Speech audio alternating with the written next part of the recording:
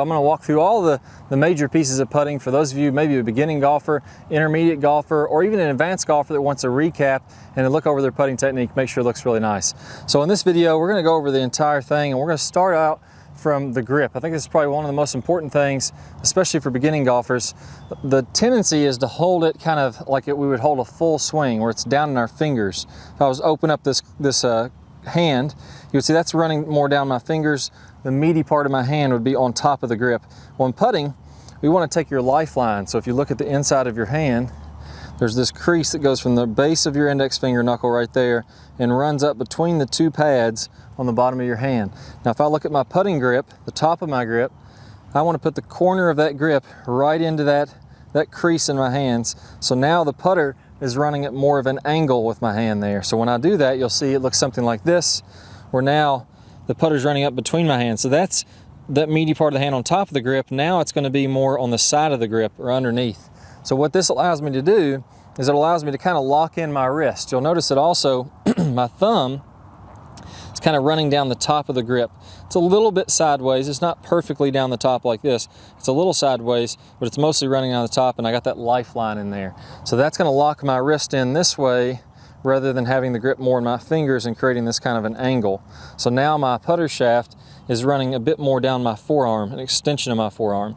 My right hand, all I'm going to do is put it on the putter. You can do a multitude of grips, but basically what I'm going to do is I'm going to position that in a way where it's lined up with my left forearm there. So if I wanted to go, left hand low, which would be like this, if I just take that hand off, that would still be running down the crease of my lifeline there on the crease of my putter. So this is left hand low, and again you can see I still have those forearms lined up with the putting shaft. So that's the big key there. That's a nice way to grip the putter. We could even do a claw grip where we do something like this. That left hand is still on there, very, very similar. So no matter which specific type of grip you use, we want to have that overall idea, forearms lined up with the putter shaft and that lifeline lined up with the corner of the grip there. So from there, let's go ahead and take our stance. So if I'm going this direction, I want to have a stance that's comfortable. Some players set up with a stance that's really wide like this, and it just seems a little bit, unathletic, or almost like you're ready to start moving around, going in different directions. I guess you could say it's a little too athletic even. But we don't want to get in a position like this typically. I mean, you could putt like this. It's not the end of the world. But we're going to tend to not be as rhythmic when we're in a position like this. This is a very powerful position. It makes me want to feel like I'm going to move around a lot. I want to go ahead and have my feet just kind of like if I was standing and talking to somebody, about that far apart. If you wanted to put them a little closer, that's fine. If it gets real windy outside, if you get a real close stance like this, you could get kind of blown over. So anywhere in that range is going to be fine. What about ball position? Now, what I like to think of is I'm going to hit the back of this ball. If I drew a line from the back of that ball, that's going to be about in the center of my stance, or even a little bit up toward the front of my stance, is very, very slightly. The reason for this is if I want to hit the ball really well, if I want to get that nice end over end roll, get that ball rolling across the green really smoothly, my putter actually needs to be moving up in a vertical direction as it's hitting the ball. So my putter head is actually moving up this way as I'm hitting the ball. I have a little bit less loft on the face, and that's going to get a good topspin roll on it. So that brings me to my next piece, which is once I have the back of the ball in the center or a little tiny bit up, now how much forward shaft lean? If I get a lot of forward shaft lean, I could pop that ball into the ground and it's going to start bouncing. If I have too much forward shaft lean, so if I have so much to where it's a negative angle, now I can get that ball to launch up in the air and start bouncing on the green. I want that ball to roll end over end. So I want to go ahead and just get just enough forward shaft lean to where my left wrist is feeling pretty locked in. That's a good key to have. And then I'm feeling like I'm a little bit behind the ball, like my eyes are looking down the target line. Now, if I'm looking from this way, down the target line, I would like to have my eyes pretty close to being over top of the ball. I don't want my eyes way back in here, so if I dropped a ball, from the center of my eyes, I don't want it way back in here 5 or 6 inches inside of this, and I definitely don't want it to where I'm so far over that if I dropped a ball, it would be outside of the target line.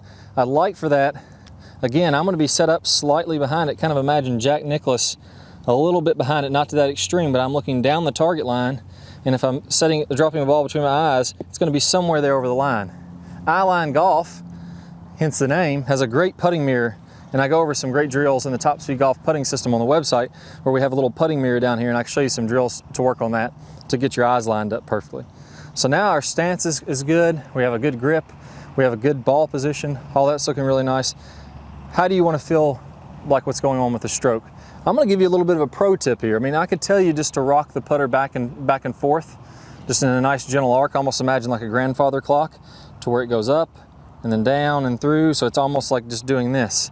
But that's not really how the best putters in the world putt. That's not bad. You could putt pretty good doing this. You're going to eliminate a lot of 3 putts. You'll probably make a lot of the putts that you're supposed to make. But if I want to make a ton, again, I need to get that kind of top spin roll on there. If you watch the best putters in the world, what they're going to do is they're going to have that putter slightly lower to the ground on the backstroke, and as they come through, because I said that putter's moving up, then as I come through, that putter's going to get a little bit higher on the ground. Now, I'm not trying to make it go really high like this. I'm not trying to artificially push it low, but all I'm doing is I'm taking my left elbow and my left shoulder, and I'm letting it round under, because I have some forward shaft lean. Again, because I have some forward shaft lean here, this is locked in. As it rounds under, that's going to keep it fairly low to the ground. As I come on through, that's going to rock up, and that's going to take it higher off the ground. So for example, if I had no forward shaft lean and I was here, and I had my hands side by side like this, and I rocked under, then I would get off the ground. With forward shaft lean, and because my left shoulder's higher at address as I rock back, it's going to stay lower to the ground. So this is going to rock under, and then I'm going to feel like I'm putting top spin on the ball, almost like the back left of my hand. Like I said, it's nice and locked in there, and I'm going to let that roll toward the target, like the back of the hand just moving toward the target in the follow through. So I'm not very handsy when I'm doing that. I'm just keeping everything kind of locked in and letting it roll. Now finally, I want this putter shaft to release a little bit. As I come back, I'm going to feel a little bit of this. This is my backstroke. Imagine there's a slight little angle. I'm going to feel that putter with momentum kicking forward that way. This is the sensation that I'm going to get from my hand. So let's imagine my hand was dead still. I would feel that putter head kicking forward, kicking toward the cup in the distance. So as I release this putter, it's going to release toward my target. I'm going to have a little bit of rotation on the face. If that's straight up and down, I'm going to have a little bit of rotation going back and through, not very much though.